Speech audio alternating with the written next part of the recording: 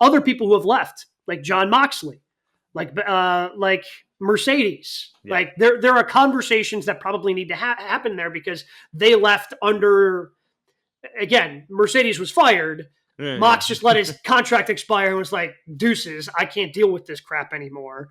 There were some conversations that would have to happen there. Granted, both happened while Vince was still in charge, and I think those conversations would be easier to have. But yes, if Becky were to walk away from WWE, I don't think there would be any hard feelings. Oh, she wants to go explore some other things. We'll welcome her back with open arms. And I think Triple H understands that more than Vince necessarily did. Like people are going to have to probably move around a little bit more. Obviously, with what WWE's doing by having, Ethan Page is saying he hasn't even signed with NXT, even though he appeared on their programming. Held up their world title. Yeah. The fact that Jordynne Grace showed up and apparently it was a three-date deal that she signed with WWE coming over from TNA as their Knockouts champion.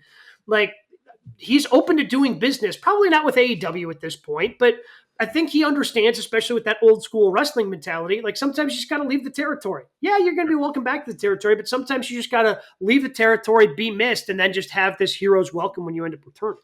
If she ever steps foot in an AEW ring, is that the biggest get for Tony? Like, he's landed some big ones. Ospreay's obviously up there. Jericho, Mox. Is she bigger than all of them?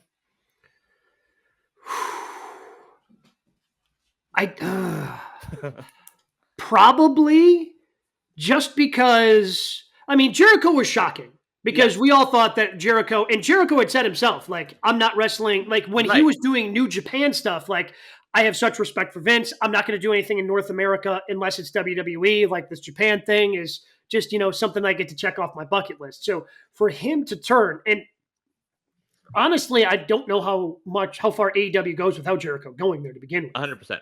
Yep. And, I don't know if we're at year 5 if Jericho is not there. So, that was pretty shocking. The other one's not as shocking just because you knew, Danielson, Mox, like all these other people that have made the jump, CM Punk. Like, Punk was surprising because he was gone for so long. But in terms of, I thought you were a WWE lifer, Jericho is the only other one who fits under that category because of the way that he talked before he actually ended up working with AEW. And just the way that she has been with WWE, I just can't imagine her being anywhere else. Yeah, and that's why I think, like, she also is one, I think, that sort of transcends it. Like, she's got that memorable look where Jericho pulled in those casual fans who are like, oh, I know that guy. Like, let me flip this on. She would do that. It was like, oh, I recognize her. Let me watch this. And then all of a sudden you're like, I don't know anyone else here. Who's this guy with his hands in his pockets? Like, that could be sort of what she is in drawing people back. With Punk, that's a good one also. But I feel like with him, there was nowhere else to go. Like, at that point, like, it wasn't in WWE again. No, yeah. At that point, it was either Punk showing up in AEW or he's never wrestling again, and then again that's spiraled to the point where he's back in WWE. But of course, which, like we all expected. Yeah, after getting fired from AEW, clearly this was the only way this was going to go. So yeah, like her being a WWE lifer is just I have a hard time because even with like Danielson and Jericho, like we knew Jericho from WCW. Right. Again, that's going way back, but he had some moments in WCW before he left. Danielson had really good moments in ROH before he came over. Like Becky Lynch doesn't really have, yes, she wrestled in other places before she got to WWE developmental, but she doesn't have like, oh, remember that one match that she had in a promotion outside of WWE. Like literally for most fans of just professional wrestling, her career is WWE and that's it. Yeah, and that's the thing, and I wonder if part of her wants to experience that recruiting. I feel like we hear it with LeBron sometimes where he didn't really experience college recruiting since he went straight to the league, so now he just experiences it as a free agent. Like, oh yeah, let me test the waters. Like, who wants me? Because he didn't do it in college. Becky didn't really do that coming to WWE. She worked internationally. She didn't really have that run where everyone was trying to get her. Now she can do that if she wants to.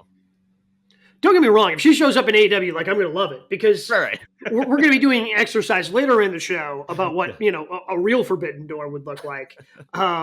Where again, like the fresh matchups are, could be endless for her. Not to say, she could have some of those in WWE because they've really been starting to insert some new blood into that women's division. But Yeah, And it's funny because her current path where, like, she didn't really need a title. She dropped that match to Rhea, and I wonder what the goal would have been if Rhea doesn't get hurt. Like, I feel like she was the, in case of emergency, Rhea gets hurt, they need to put the belt on someone. She's the WWE Women's Division John Moxley. Like, oh crap, someone got hurt. All right, Becky, here you go.